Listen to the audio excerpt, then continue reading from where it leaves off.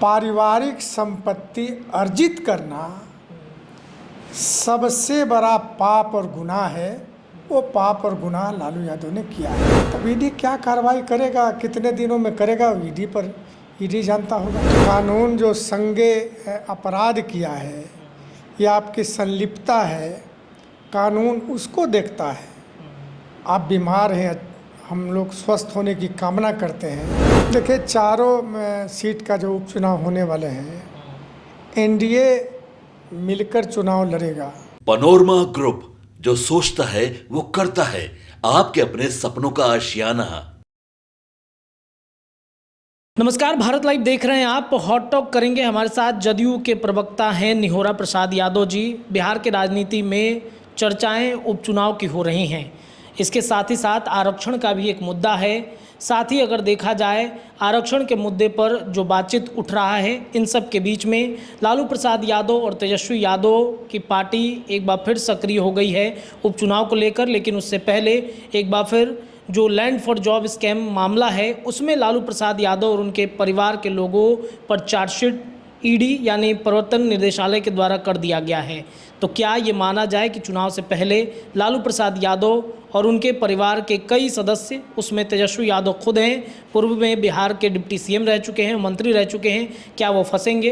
क्या मामला है? चलिए, इन तमाम विषयों पर हॉट टॉक करने के लिए हमारे साथ निहोरा प्रसाद यादव जी जुड़ गए हैं। सर, लालू प्रसाद यादव के परिवार पर एक बार फिर लैंड फॉर जॉब स्कैम मामले में जो चार्जशीट है वो दाखिल की गई है। क्या चुनाव से पहले गाज गिरेगी उन पर?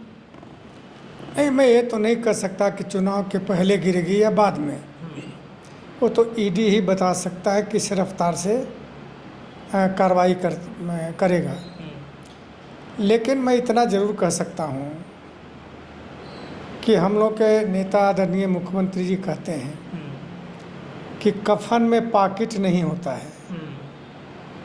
यानी पैसा किस काम का, किसके लिए, ये मैं आज तक नहीं समझ पाया लालू यादव उनके परिवार के संबंध में।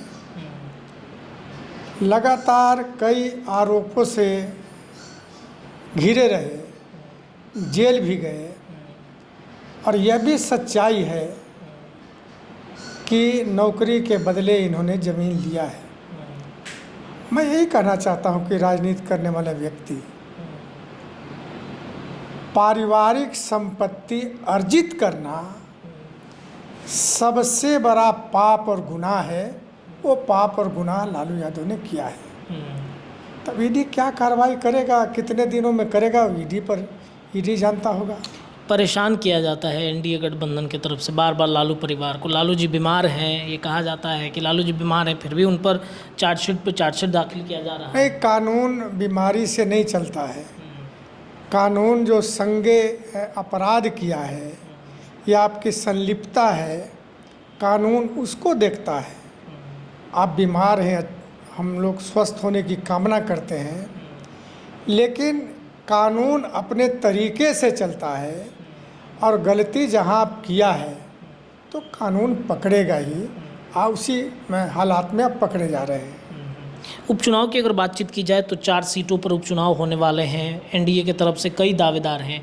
एनडीए के अंदर तैयारी क्या है? दूसरी तरफ अगर देखा जाए तो पशुपति पारस, जो आपके ही घटक दलों में से एक हैं, वो भी ऐलान कर दिए हैं कि हम अपना कैंडिडेट उतारेंगे। देखिए, चारों सीट का जो उपचुनाव होने वाले हैं, एनडीए मिलकर चुनाव लड़ेगा। और जो चारों सीटों के सामाजिक परिस्थितियां हैं, उसमें एनडीए चारों सीट लेगा। इसमें कहीं दो मत नहीं है। महागठबंधन के भले ही लोग कुछ बोल लें, लेकिन अब जो स्थिति बन गई है, बनती जा रही है, बिहार में महागठबंधन के लिए कोई स्थान, कोई ज़मीन नहीं बचा है। अपने बल बदौलत तेजस्वी यादव मुख्यमंत्री बनेंगे, उन्होंने ऐलान कर दिया है। नहीं, कहाँ से बनेंगे? यानी मुख्यमंत्री कह दिया बन गए। मुख्यमंत्री बनने के लिए विधायक चाहिए, मेजॉरिटी चाहिए, वो मिलेगा तब न बनिएगा। हो सकता है कि जो मुझको लगता है कि 25 को चुनाव आने वाला है, तो कहीं 2010 का रिपीटेशन हो जाए, या मुझको लगता है 22 से भी नीचे आ जाएंगे। 80 विधायक अभी वर्तमान में उनके पास है, 80 से 90 के बीच में। ऐसा क्या लग रहा है कि इस बार ज़्यादा विधायकों की संख्या बढ़ेगी तेजस्वी यादव? मैं तो वही बोल रहा हूँ कि 2025 2010 होगा। जिस प्रकार 10 में जितनी सीटें 22 सीटें मिली थी उनको, हो सकता है कि उससे नीचे भी चले आए। क्यों, मतलब क्यों ऐसा लग रहा है सर आपको? नहीं, रोजगार के मुद्दे पर तेजस्वी तो बिहार में रोजगार के मुद्दे पर बोलने से क्या होता है? रोजगार तो आदरणीय नीतीश कुमार जी ने दिया है।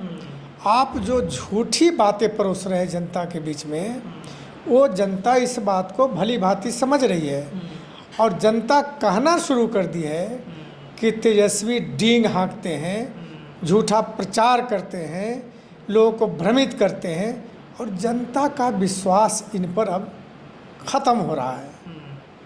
अच्छा, कौन कौन उम्मीदवार होंगे सर? कई नामों की चर्चाएं चल रही हैं। अब ये तो जो पार्लियामेंट्री बोर्ड जो हमारे राष्ट्रीय अध्यक्ष हैं वो तय करेंगे।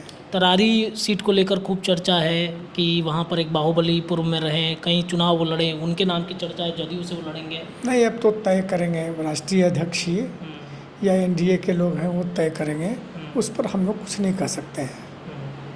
आपकी जदयू की कितनी सीटों पर तैयारी है सर? भाई जदयू का सवाल नहीं ना है, एनडीए का सवाल है। एनडीए बीजेपी की कौन सीट पर लड़ेगा, जदयू कौन सीट पर लड़ेगा, ये एनडीए के लोग बैठकर तय कर लेंगे और तब कैंडिडेट डिक्लेयर होगा, चुनाव में लग जाएंगे हम लोग। इतना मतलब सर देरी हो रहा है क्या? रुपौली उपचुनाव में हार के बाद से मंथन किया जा रहा है कि उम्मीदवार कई मजबूत दिए जाएं ताकि इस बार चारों के चारों सीट एनडीए गठबंधन के पास रहे? नहीं, रुपौली उपचुनाव में उसको हार नहीं कहा जा सकता है, लेकिन फिर भी हार गए तो हार ही कहा जाएगा। लेकिन ये चारों जो सीट हैं उन सीटों पर एनडीए का विजय होगा, तय।